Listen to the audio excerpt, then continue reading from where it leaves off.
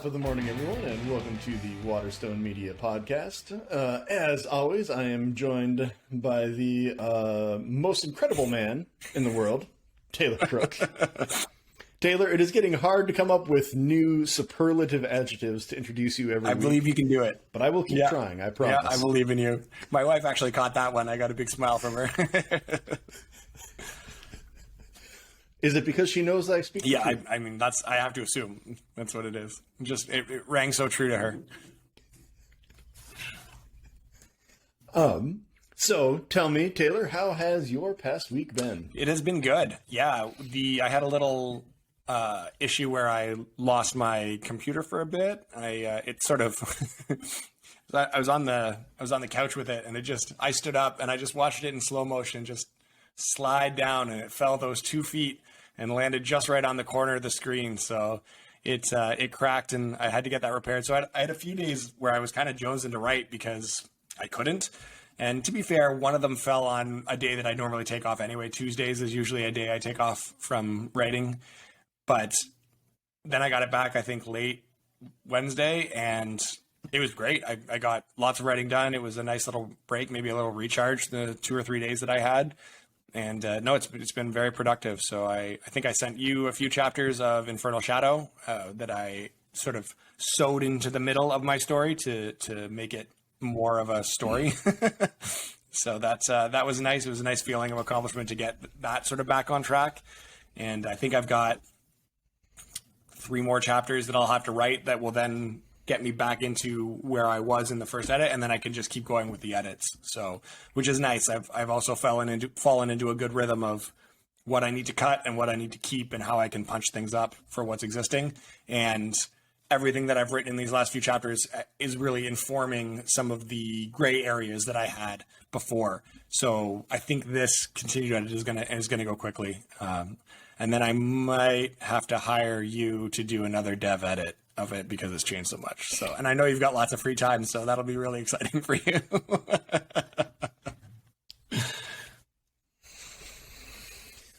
In fairness, things like doing developmental edits for others fall into a different bucket of category or different bucket than writing. And so they are much easier to do because I can just put things on my iPad and read them at night. Yeah.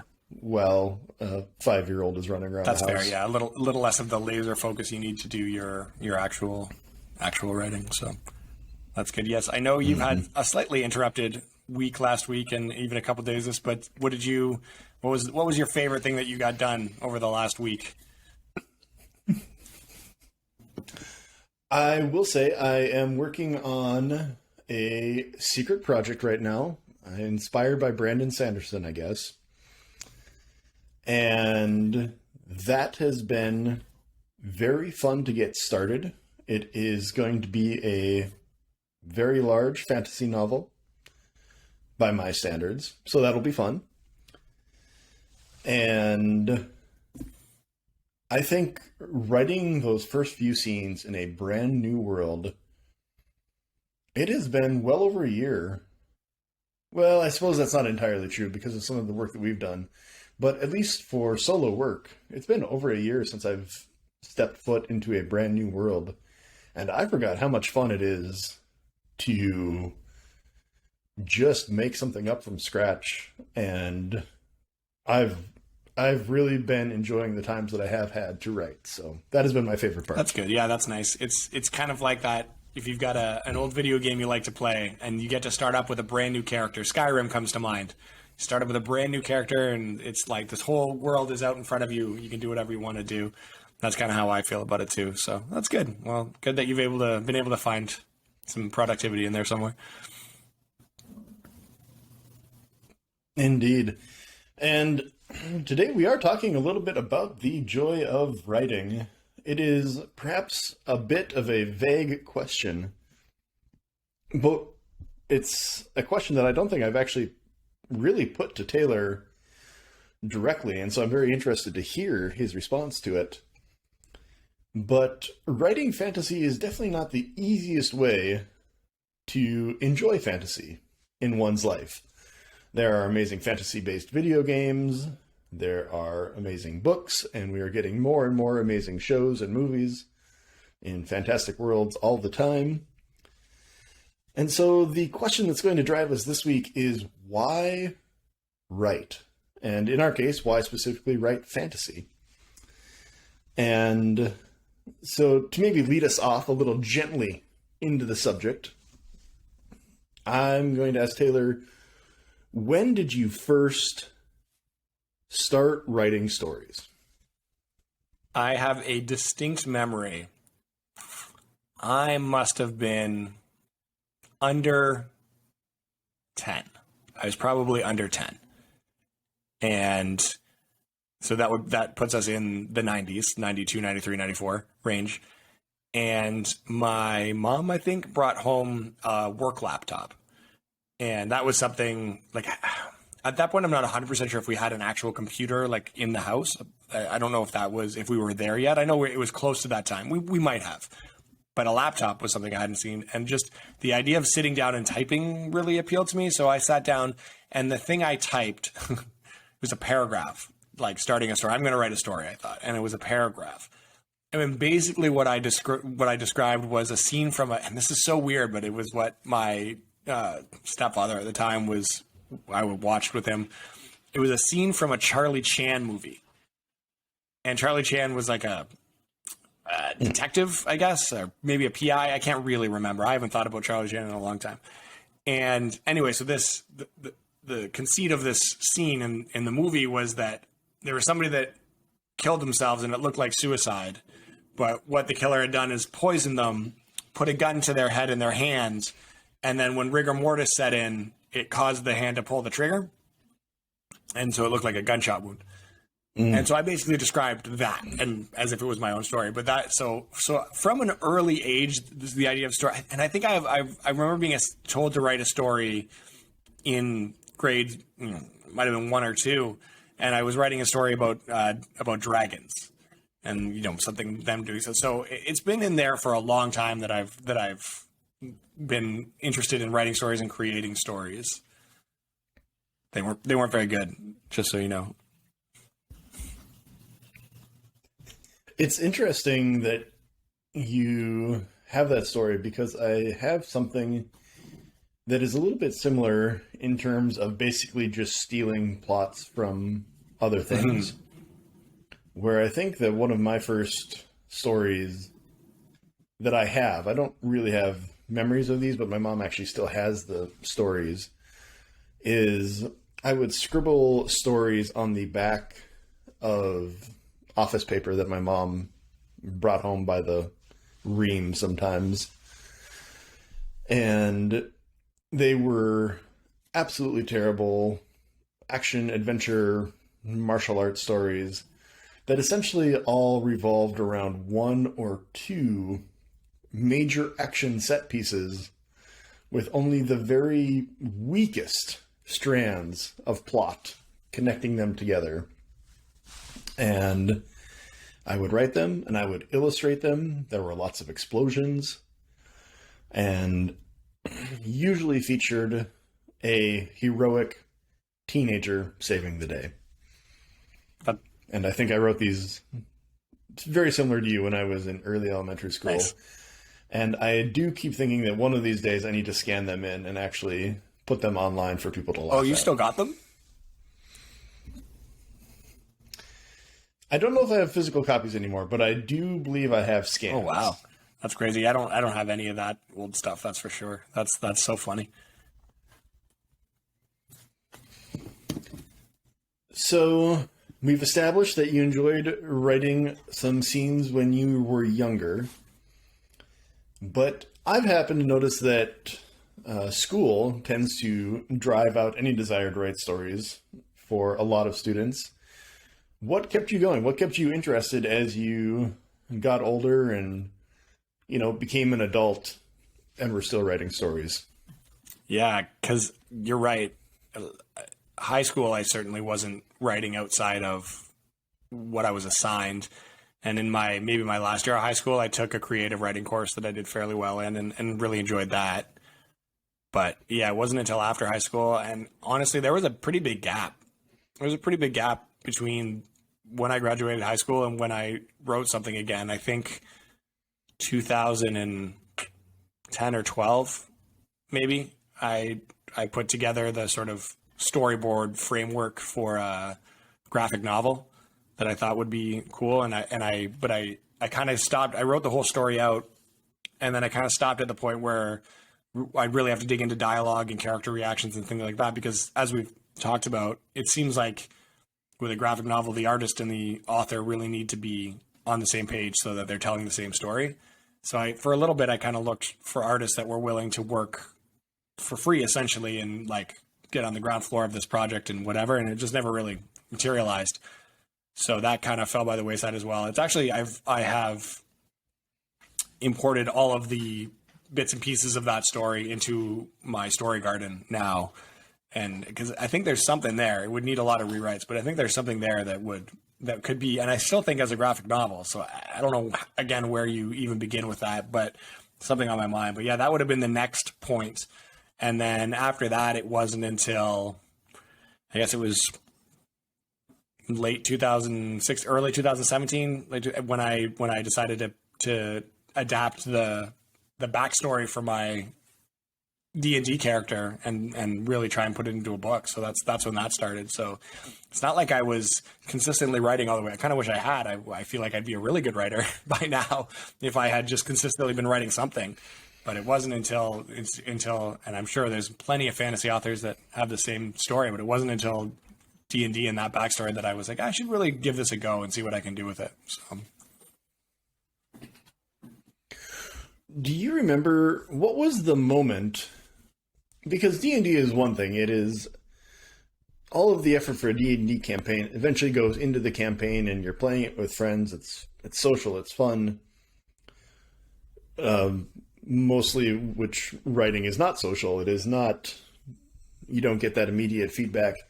Do you remember the moment? Like, what actually was it that led you to decide, I am going to write a novel based off of this D&D character?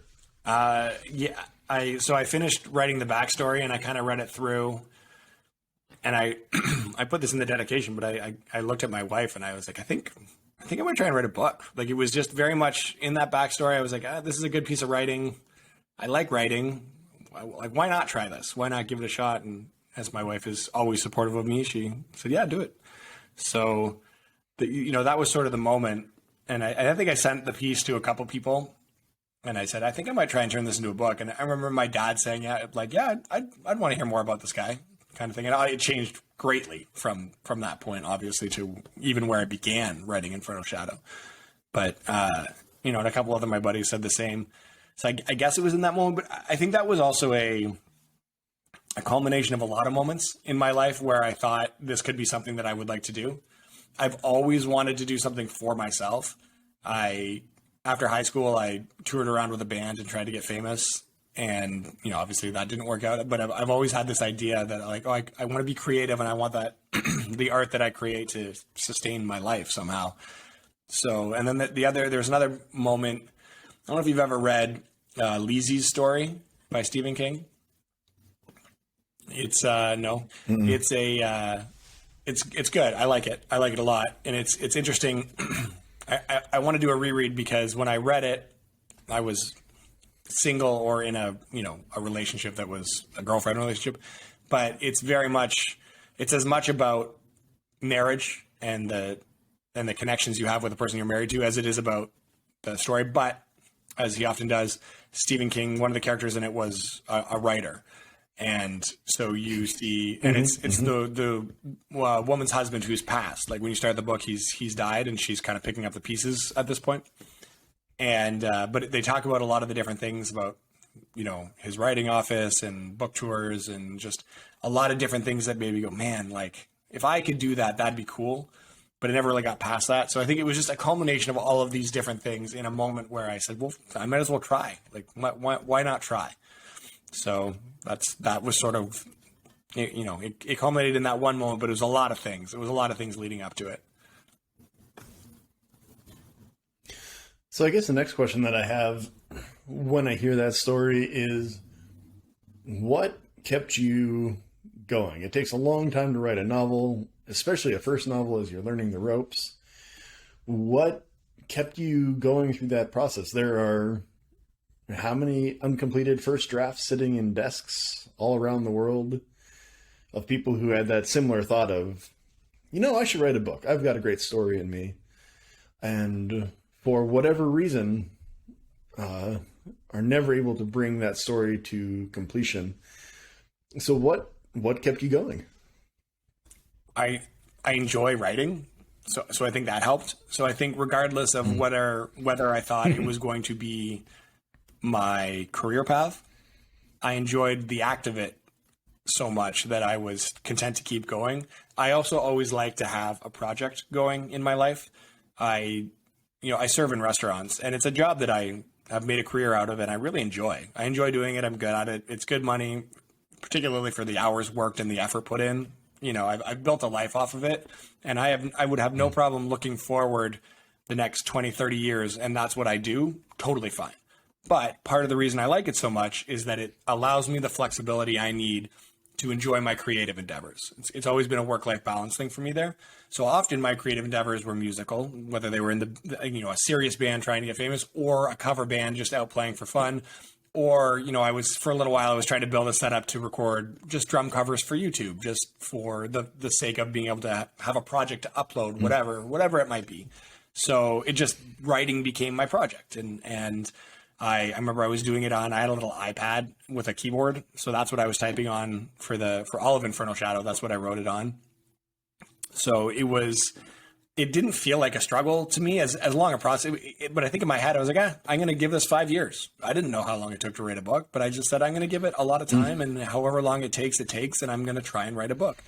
So that helped. And then I think a couple different people. I met my buddy Peter Ivey, who wrote I think we've mentioned it before, the Lost Tribes series.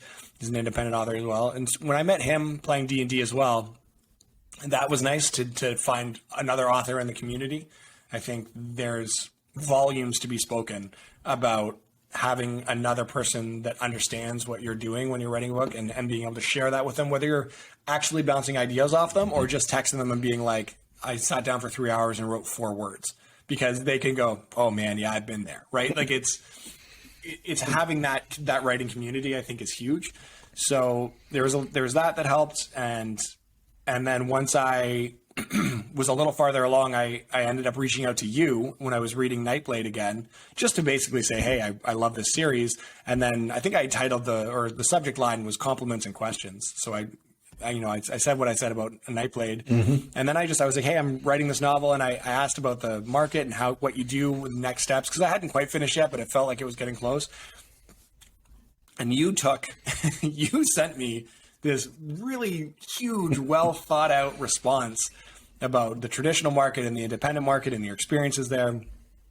And I think that, not that I was flagging or anything in my resolve to do it, but it certainly was a boost to me. I was like, oh, okay, cool. This guy who's done it and been there just broke down to me what this actually looks like. So that helped a lot. And then obviously, I think the biggest thing for my career was just being willing to take this crappy first draft that I had and show it to someone like yourself, who is, again, established and whatever, and just put it out there. And honestly, for me, I will show people the crappiest basement recording of my band and be like, I know this is all shitty, but listen to this one part, because I'm excited about, and I don't care. Like, to my mind, I'm telling you it's a crappy basement recording, so whatever. I told you it's a first draft, so whatever. So I think there's a lot of people out there that maybe are afraid to get their work looked at.